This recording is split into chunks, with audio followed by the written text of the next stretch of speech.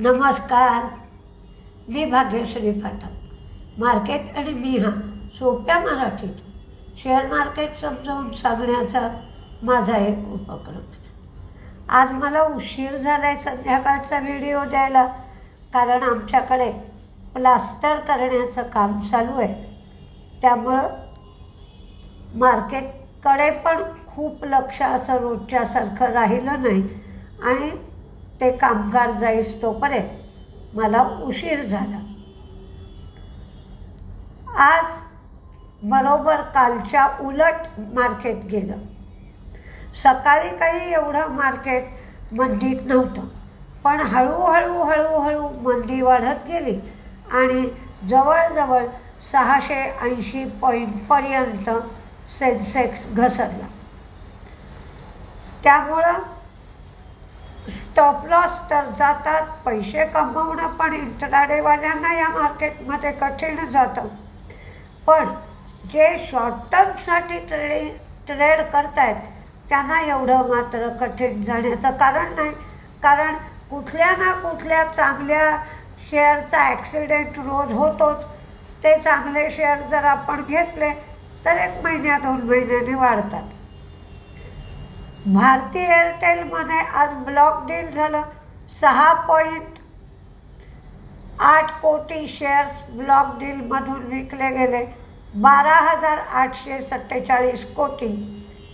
आणि स्टेकच्या भाषेत बोलायचं झालं तर 1.02% इक्विटीमध्ये हे ब्लॉक डील झालं. JSW स्टील यांचं उत्पादन 19% वाढलं. ते 26.64 लाख टन एवढं झालं. मार्क्सन फार्माच्या ओमाप्रोझोल या औषधाला US FDA कडून मंजुरी मिळाली.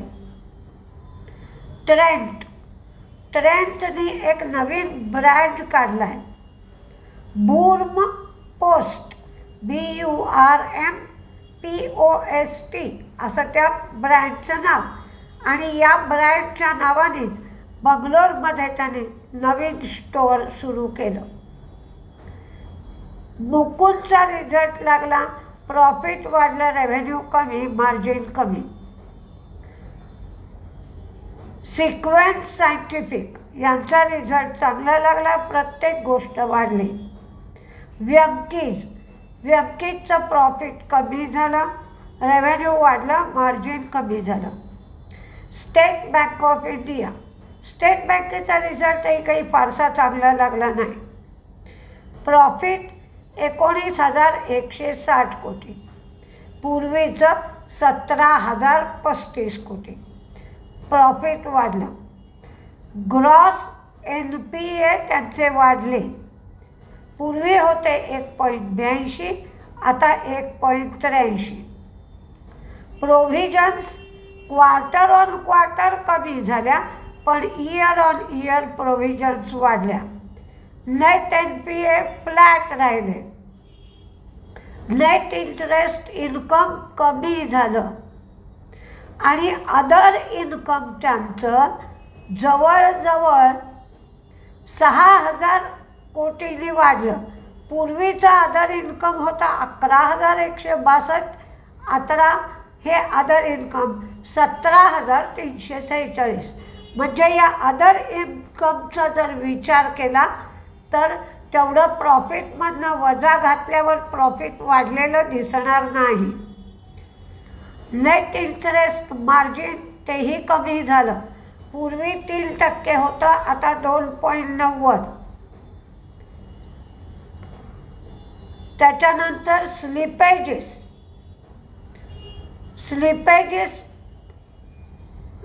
7,945 एवढी झाली फ्रेश स्लिपेजेस. ॲडव्हान्सेस 11.6% वाढले. आणि कासा 8.05% एवढा कासा. आणि डिपॉझिट्स 11.6% वाढून 54.73 लाख कोटी एवढी डिपॉझिट्स झाली. आणि ॲडव्हान्सेस 42.54 लाख. गार्डन रिच शिपबिल्डर्सचा रिझल्ट चांगला लागला, प्रत्येक गोष्ट वाढली. PG इलेक्ट्रोप्लास्ट हा आजचा ॲक्सिडेंट होता. प्रॉफिट कमी, रेव्हेन्यू वाढलं, पण त्यांनी जो ग्रोथ गायडन्स दिला तो 10% ग्रोथ गायडन्स कमी केला, म्हणून शेअर आपटला.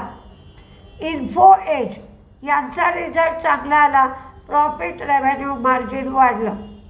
इसाफ स्मॉल फायनान्स बँक फायद्यातून तोट्यात गेली. चोला फायनान्सचं प्रॉफिट वाढलं, रेव्हेन्यू वाढलं, नेट इंटरेस्ट इन्कम वाढलं. ग्रासिमचा रिझल्ट काही चांगला आला नाही, त्यांचा तोटा वाढला आणि ग्रासिमचं मार्जिनसुद्धा कमी झालं. मंगलम सिमेंटचा रिझल्ट चांगला आला, प्रत्येक गोष्ट वाढली. पॉली मेडिक्युअर यांचा प्रॉफिट वाढलं, रेव्हेन्यू वाढलं, मार्जिन कमी झालं. बॉम्बे डाईंगचा रिझल्ट खराब आला, प्रत्येक गोष्ट कमी झाली. व्होल्टासचाही रिझल्ट खराब आला, प्रत्येक गोष्ट कमी झाली. अकुम्सचा फायदा वाढला, रेव्हेन्यू वाढला, मार्जिन फ्लॅट राहिलं. हिंदुस्तान फूड यांचा पण फायदा वाढला, रेव्हेन्यू वाढला, मार्जिन कमी झालं. जीनस पॉवर GENUS यांचा रिझल्ट सुंदर आला, प्रॉफिट, रेव्हेन्यू, मार्जिन वाढलं. सॅटिन क्रेडिट केअर प्रॉफिट कमी, रेव्हेन्यू वाढलं, मार्जिन कमी.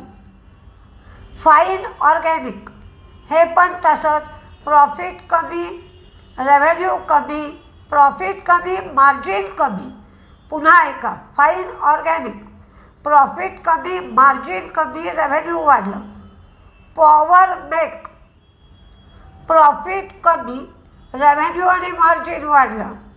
कॉन्कॉर्ड बायो रिझल्ट कमजोर लागला, प्रत्येक गोष्ट कमी झाली. सीगल CEIGALL प्रॉफिट कमी, मार्जिन कमी, रेव्हेन्यू वाढलं. टाटा मोटर्स कमजोर रिझल्ट आहे, प्रत्येक गोष्ट कमी झाली. RHI मॅग्नेसिटा प्रॉफिट कमी झालं, मार्जिन कमी झालं, रेव्हेन्यू वाढलं. मन्नापुरम फायनान्स प्रॉफिट कमी झालं, नेट इंटरेस्ट इन्कम कमी झालं आणि इम्पेअरमेंट वाढले, impairment losses. Garware tech 5 profit वाढलं, रेव्हेन्यू वाढलं, मार्जिन कमी. हायटेक पाईप यांचा रिझल्ट मात्र चांगला आला, प्रत्येक गोष्ट वाढली. वोखाटचा लॉस वाढला, 14 कोटीचा 90 कोटी. रेव्हेन्यू कमी झालं, मार्जिन वाढलं. Equitas small finance bank profit कमी झालं, नेट इंटरेस्ट कमी झालं, ग्रॉस NPA वाढले, नेट NPA फ्लॅट राहिले. प्रोव्हिजन्स पण वाढल्या. NIIT प्रॉफिट कमी, रेव्हेन्यू वाढलं. इन्फीबीम प्रॉफिट, रेव्हेन्यू वाढलं, मार्जिन कमी झालं. गंधार ऑइल कमजोर रिझल्ट लागला, प्रत्येक गोष्ट कमी झाली. JK टायर प्रॉफिट आणि मार्जिन कमी झालं, रेव्हेन्यू वाढलं. क्युपिड CUPID प्रॉफिट कमी, रेव्हेन्यू आणि मार्जिन वाढलं. डोम्स DOMS प्रॉफिट वाढलं, रेव्हेन्यू वाढलं, मार्जिन कमी. पूर्वांकरा फायद्यातून तोट्यात गेली, रेव्हेन्यू कमी झाला, मार्जिन कमी झालं. SH केळकर तोट्यातून फायद्यात आली, त्यांचं रेव्हेन्यू वाढलं, मार्जिन कमी झालं. DCW DCWचं प्रॉफिट वाढलं, रेव्हेन्यू कमी झालं आणि मार्जिन वाढलं. त्यामुळे बरेच जेवढे रिझल्ट कव्हर करता आले तेवढे मी केले. आता शनिवार रविवार कुठले कुठले रिझल्ट येतात ते तुम्ही कव्हर करा आणि मला सांगा कुठला रिझल्ट चांगला आला, कुठला वाईट आला. कारण आता शनिवार रविवार बऱ्याच जणांना सुट्टी असते. तर बघा कुठले रिझल्ट लागत आहेत, कुठले चांगले लागले, कुठले वाईट लागले आणि तुम्ही मला सांगण्याचा प्रयत्न करा. बघूया आपण काय काय होतं. नमस्ते.